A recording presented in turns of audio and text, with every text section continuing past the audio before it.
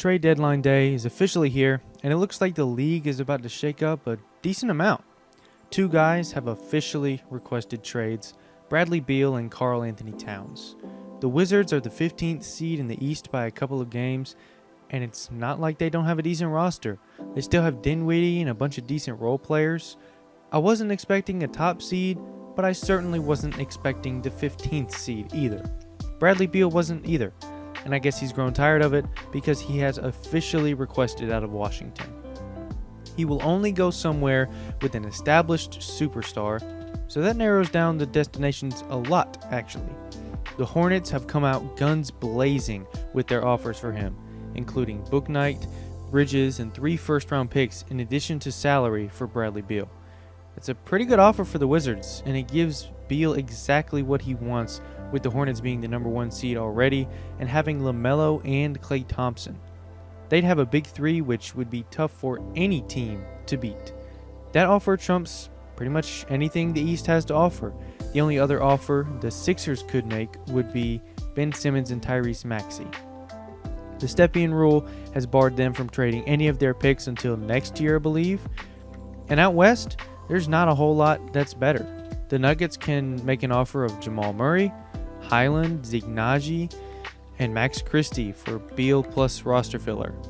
The pick situation is the same as the Sixers in the fact that they can't trade any picks until next year, and even then, that'll be a 2028 pick. So while the 3 young guys 22 and under are great, and Jamal Murray being a really good player right now and only 25, I'm not sure that offer beats the one from the Hornets, especially for a team that's probably just going to go full rebuild mode. So that situation is cooking for now, but it's really likely that Beal ends up in Charlotte by the end of the day. As for KarlAnthony Towns, the options are a bit slimmer, honestly. People around the league like the Hawks as a destination, but they just extended Clint Capella and are already the 2 seed in the East, so I doubt they want to shake that up right now.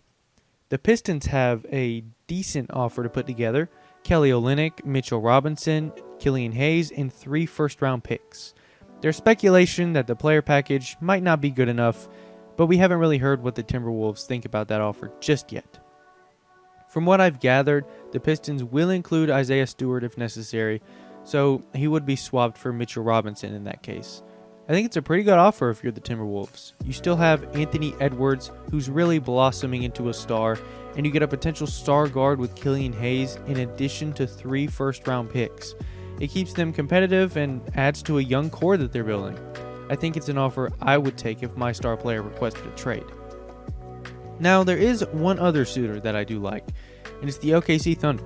They've offered Kevin Love for salary and an astounding 7 first-round picks for KarlAnthony Towns. It's an assortment of picks from the Clippers, Jazz, Miami. There's even a Rockets pick in there. I mean, the Clippers are already starting to fall down a bit. They're in the lower half of the Western Conference, I think. The Jazz haven't been great. Miami is out of the playoff race currently. The only pick that might be not great would be the Rockets, assuming they keep their trajectory going. But the Thunder are already in the play-in conversation, and I think adding KarlAnthony Towns to that would really help them push for the playoffs. If the Timberwolves decided they wanted a more player-based package, that could work as well. The Thunder have tons of young guys too. All in all, the Thunder might be the place he ends up just because of the sheer amount of assets they have to offer. But it would be unfortunate for us as a Western Conference competitor. But I do like the fit for the Thunder. What about us though? Are we going to be able to do anything this trade deadline? Well, I've been in talks with the Spurs for point guard Dejounte Murray, and things have been progressing really well. I've come up with a couple of offers that I'm going to run by them, but they seem eager to make a move and get some young assets. First, I offered them Luke Kennard, Josh Christopher, and the Milwaukee first this year. They didn't quite go for that one, but I decided to up the offer a bit and offer a couple more valuable seconds that we have, and they go for it. So Dejounte Murray is now our point guard for the future, and honestly, I really like the fit. He's actually developed a lot as a scorer. He was averaging basically 20 points per game with the Spurs this year, and he has a knack for rebounding and passing as well.